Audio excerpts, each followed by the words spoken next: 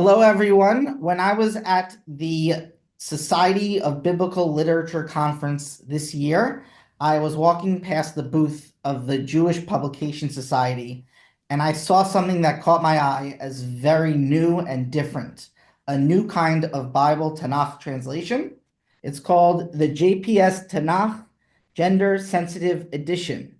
And I asked myself, what is that? How does that make sense?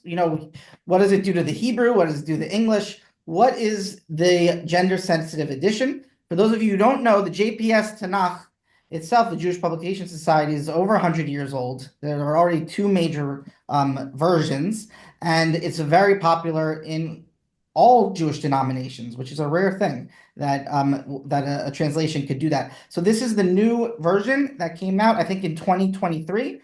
And I reached out to the people at JPS, and I'm glad to introduce to you two of the people who made this happen. First, I'll introduce Rabbi Dr. David Stein, welcome, who was the project manager and revising translator, and is a freelance editor of Judaica and as well a biblical scholar. Also, welcome to Rabbi Beth Lieberman, who was the literary editor and the revising translator for the translation. Beth is in charge of Textish. I'll have a link to that below. It is a publishing everything kind of house. It does lots of things if anyone's interested in publishing a book. And Beth also teaches homiletics and writing at HUC, the Hebrew Union College, the Los Angeles campus. So welcome, everybody. Thank you. It's good to finally get this set up. So I guess my question, my lead off to you is, I saw this is so different. A whole undertaking of a new translation, almost with a specific focus. I was wondering, when did this idea take root? How did it start, and how long did it take? What were kind of the steps that went along the way in order to get this from idea into a physical book in people's hands? I would say more than 20 years, actually. By the year 2000, it was evident to the staff at the Jewish Publication Society that the English language had changed since the new JPS translation. New is how it was styled when it first came out in the first part in 1962. And it was actually they begun work on that in 1955. By the year 2000, the English language had changed considerably in usage related to gender, like he, him, himself had been neutral terms in English, in American law in the 1960s, but by the year 2000, that was no longer the case. And similarly with the word man, how it was used. It used to be a generic term for human being in a way that, in situations, in a way that is rarer now. I mean, one can still say man overboard, and it's understood that that's not a gendered term, but in many other ways, the way that the word man is used, it's people think of it as being referring to a male. So that being the case, that the language has changed, it meant that the translation that had as published was not being understood in the way that it was originally meant. And in order to preserve the intent of the translators, one needed to modify the translation to reach the audience as it now was understanding the English language. The first attempt at doing that, or there were several attempts along the way to do that in part, but it wasn't until 2022, 2023 that the then director of JPS, Rabbi Barry Schwartz, said it's time to really commission a formal revision. You mean 2003 or 2023? 2023. Okay. So as I said, there were some attempts along the way. One of them was I think of now as a pilot for this, which is in 2006, the JPS published what it calls the Contemporary Torah. Um, I think of as a gender accurate translation of making those kind of changes, those revisions, just for the five books of Moses, for the Pentateuch, the Torah. Um, but it was by 2023, JPS was committed to doing something like that for the entire Tanakh, having a revised a translation so that it would be, again, understood in the way that it was originally intended to be understood.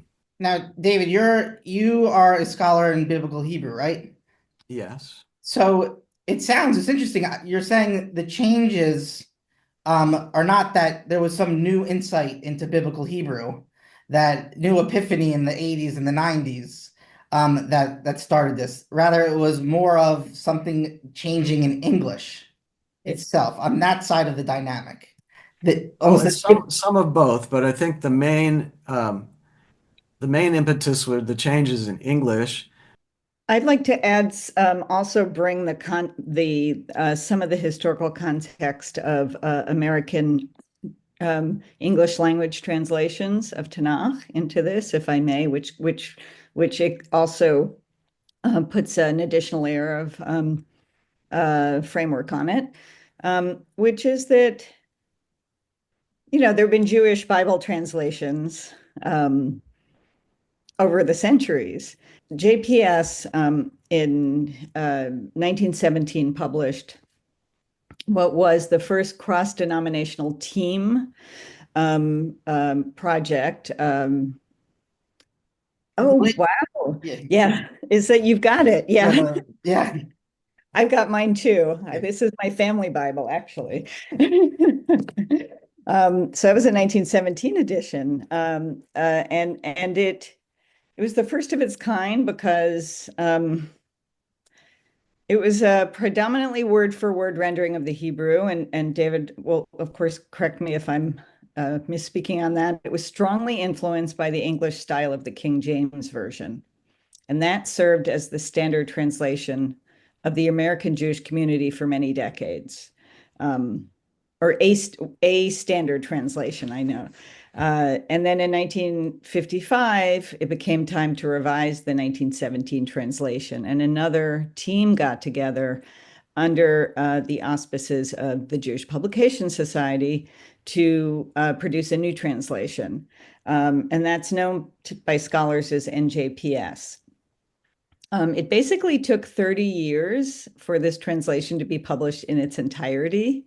It's not a word for word translation. It's written in contemporary English idiom and guided by centuries of Jewish commentaries, as well as Bible scholarship that was current at the time. And from the preface by Harry Erlinsky, he wrote a book that was published called Notes on the New Translation of the Torah, which was about this translation. He wrote, the world has changed and changed very much since World War I. And the English language has changed, and so too has the American Jewish community. And so that was called a modest revision, the updating of the language, the correction of serious errors, and the substitution of new interpretations for old when made necessary by the discovery of new data and analysis.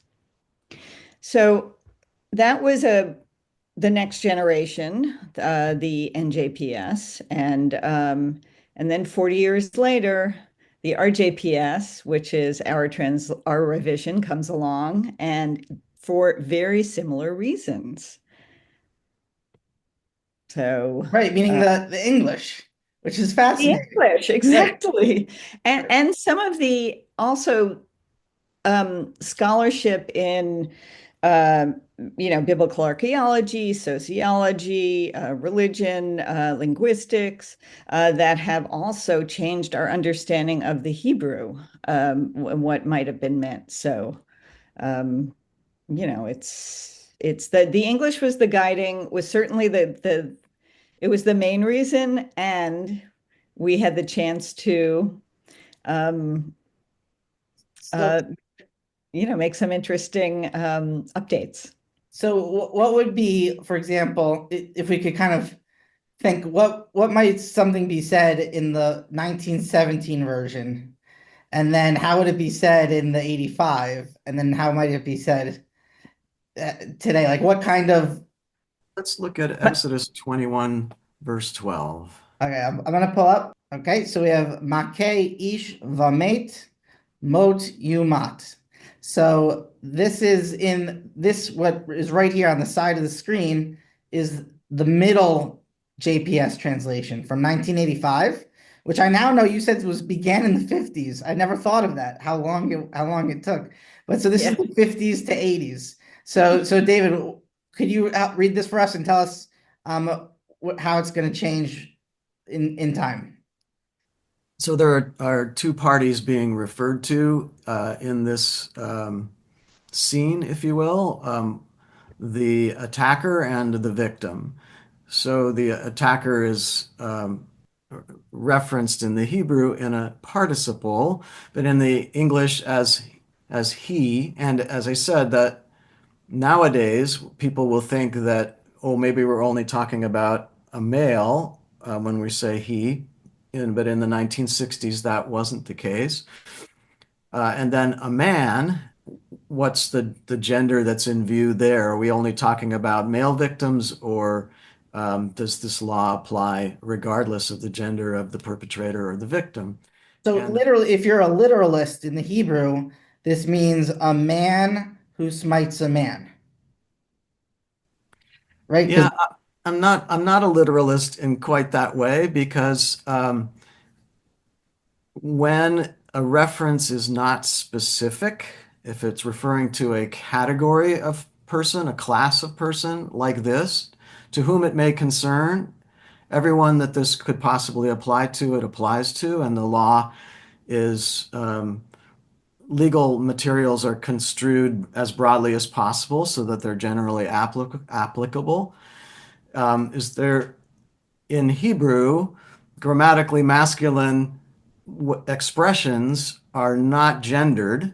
They are gender inclusive in force.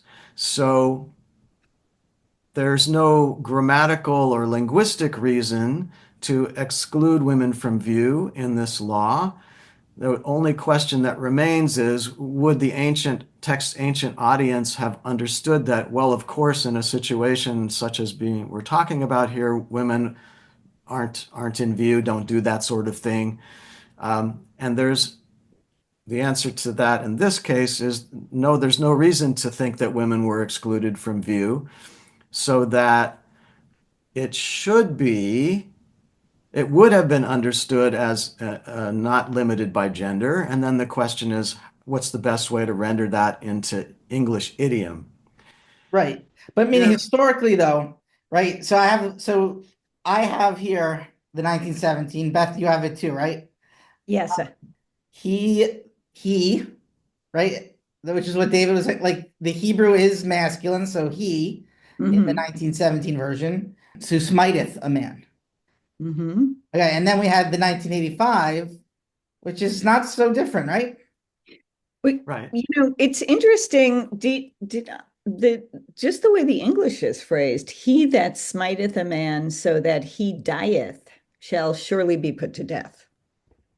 Okay, that's 1917 speak. Like that sounds more 1600s than 1900s. Right. Like more real King James territory. All right, but so this is from 1917. We see the word he on this, and ish is going to be man. We see it here as well. So what would the new version of 2023 have? One who fatally strikes another shall be put to death. One, meaning not necessarily a man or a woman. Another, Who strikes another. Right. And what you have here is still the meaning is retained, which is what David was just saying. Like it's the legality. It doesn't mean men can't kill, but women can. That's not what it's saying. But yet also the English makes sense too.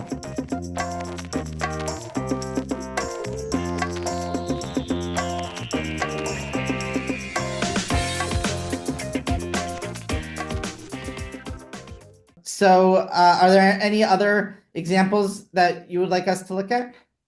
We should talk also about God language, which is its whole separate realm.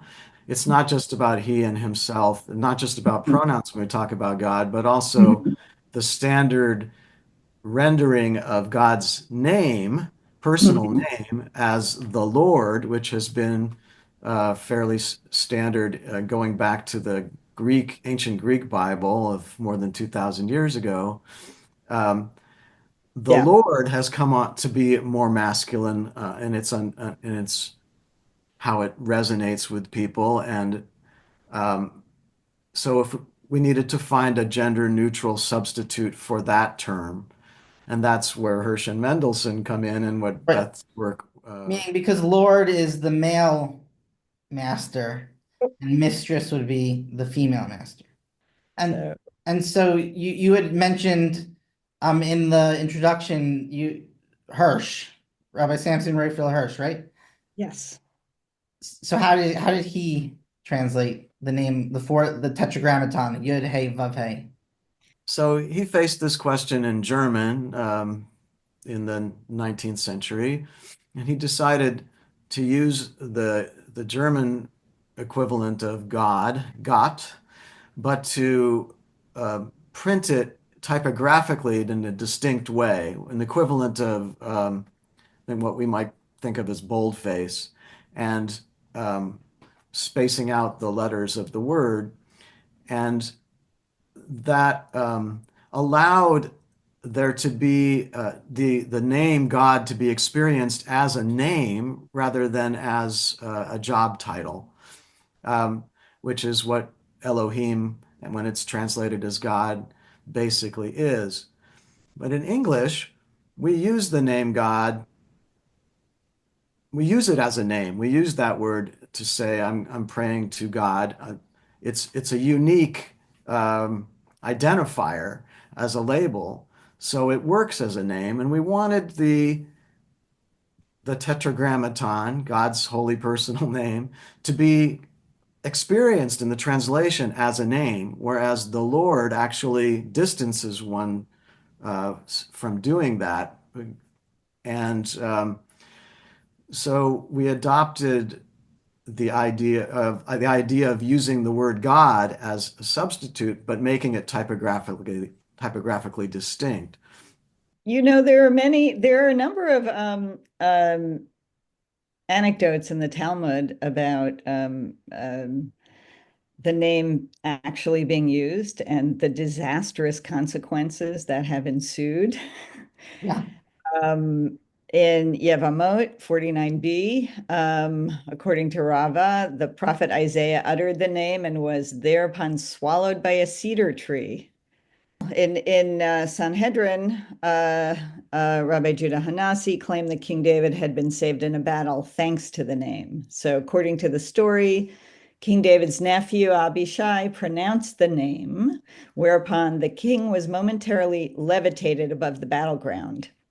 And when the danger passed, Abishai pronounced the name again, and David was safely returned to earth. So that was actually a good outcome. Yeah, that's a good outcome. Right. What they speak to is the power, The power of the name. That was before the tradition power. started. Right. Right. But right yeah, like in the Dead Sea Scrolls, you were mentioning Rabbi Samson Raphael Hirsch in his translation had different characters, different fonts.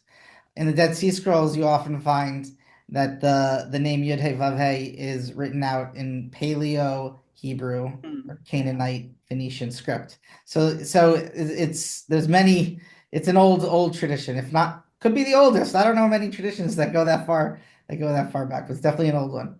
I actually yeah, sorry about Well, there's a part of this also that I think David and I are probably both moving toward, which is that when God is named and also referenced as Adonai Elohecha, Adonai Eloheinu,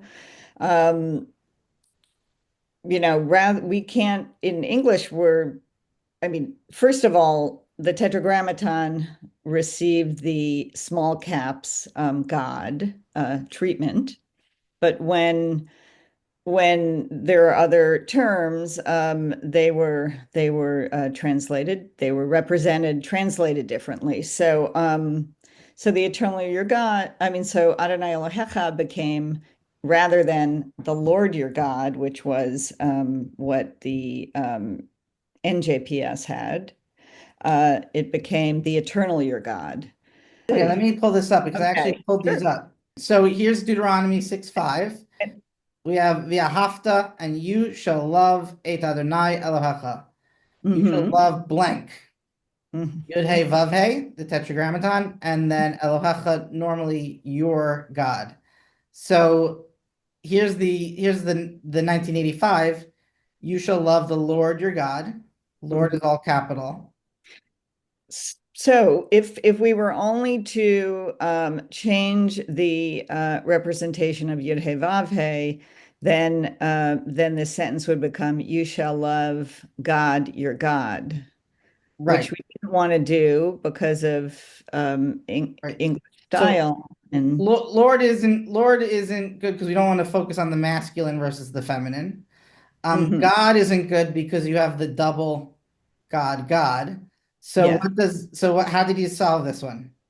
So this is where the Mendelssohn's translation of God into Der Ewiger, the eternal, comes into play. That was a very influential model for us to consider when the team was making the decision as to how to translate that in those phrases.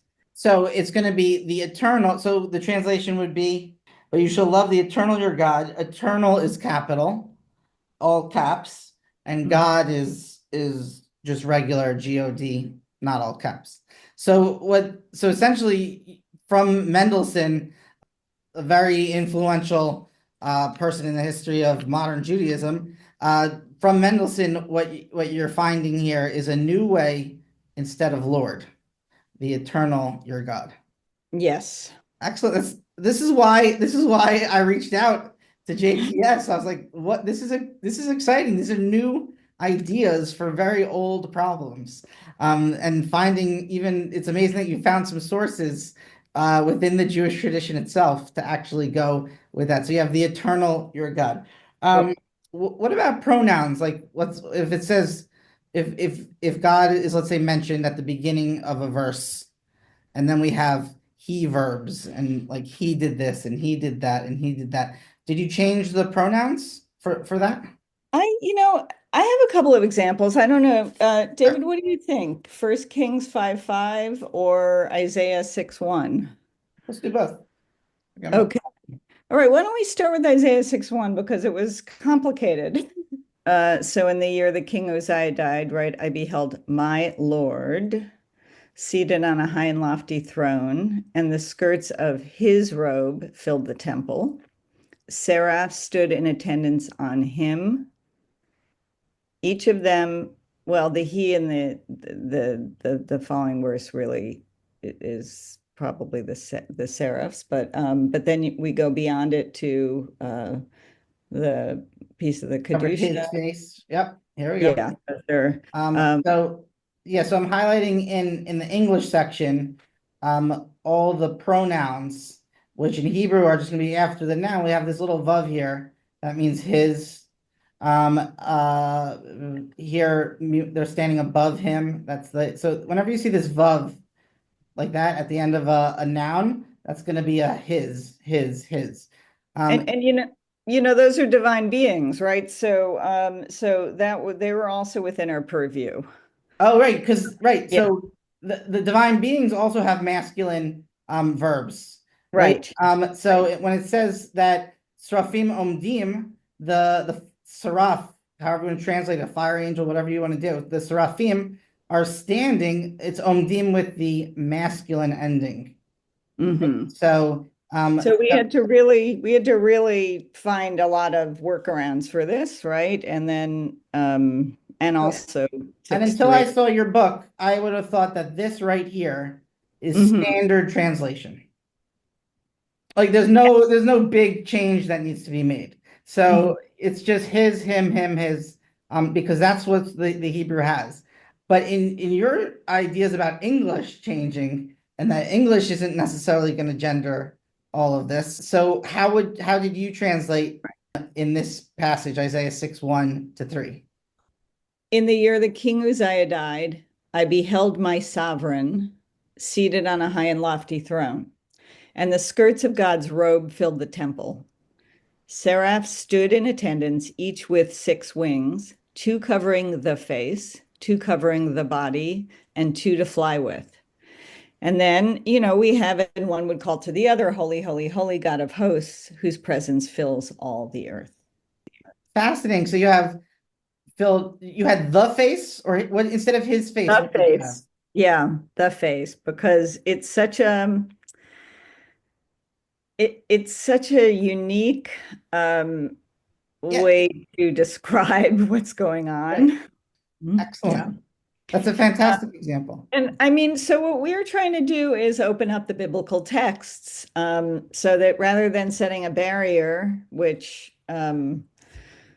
there are people who, and myself included, who have read the translation. However, we read the Hebrew, there are people who read the translation as putting up barriers because it's not talking about them. What we're trying to provide access to is the complexity, not only the complexity of what is being written about, taught to us. It's also our goal, and David, I believe these are your words, was to hold to a consistent portrayal of God's unity and therefore gender neutrality. So, we didn't make any of this up or make any of the English up. We went straight to classical Hebrew sources, and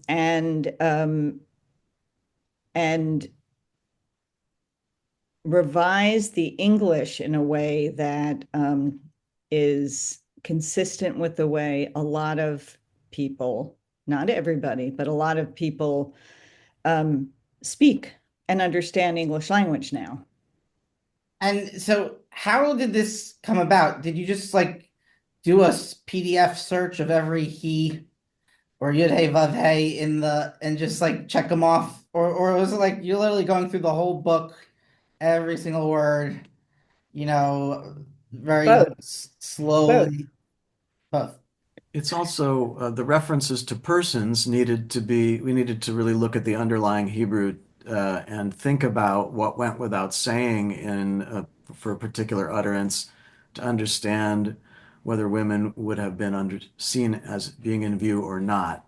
So that was a very thorough and painstaking investigation into the original language and circumstances. For the God language, it was a little more of a checklist because we had the goal of having a gender neutral rendering. And so we could search for all the pronouns, he, capital his, capital himself, and say, well, we know we want to do away with those. How do we recast the language to combine clauses and the like, so that we don't need those pronouns? That was an artistry of a different sort, more on the English side than on the Hebrew side. Were there any other major kind of changes that came along with this? This project took how many years? Say 2 years. 2 years? And But how many people were involved? wait, I just want to, Yeah. I would like to factor in, David, the contemporary Torah, because that really was the beginning of this. And that puts in a full, how many decades from the time you started that? I started that work in 2004, but so it was close to 20 years, but it's not like I was working continuously on it. It Right. was that was a kind of pilot project that then set aside for a while. I should mention though that the other members of our team were Dr. Job Jindo, who's teaches biblical studies in New York, Dr. Hilary Lipka. So he was a revising translator. Dr. Hilary Lipka was an academic consulting editor as an expert on gender in the ancient Near East. And Benjamin Denkla was our technical consultant and proofreader. So it took all of us together. We each had our own roles. We checked each other's work, but mainly worked in parallel because we were given the charge, produce a final draft in 18 months of the entire Hebrew Bible, and we did it. So let me just tell everyone one more time about this book, the JPS Tanakh Gender Sensitive Edition. It is at the same time very cutting edge and new. The ideas we saw here were very new to me and fresh. And at the same time, it's also very traditional. We're talking about Samson Raphael Hirsch. We're talking about Moses Mendelssohn. We were even talking about some passages from the Gemara, the Talmud. So it's really, or we even went back to the Septuagint. So it's at the same time very modern and very ancient also in its own way. And if you are interested in seeing how this plays out in your Tanakh study, for example, instead of his legs for God, just saying the angels covered the legs, or instead of saying the Lord all the time, maybe getting a shift between God or the eternal or some other options that may be in there that we didn't discuss, you should definitely check this out. I have used it a lot in the last week and a half that I've had it. I like it a lot, and I fully recommend it. And I would like to say a very special thank you to Rabbi Beth Lieberman and Rabbi Dr. David Stein for coming to come discuss this project with us.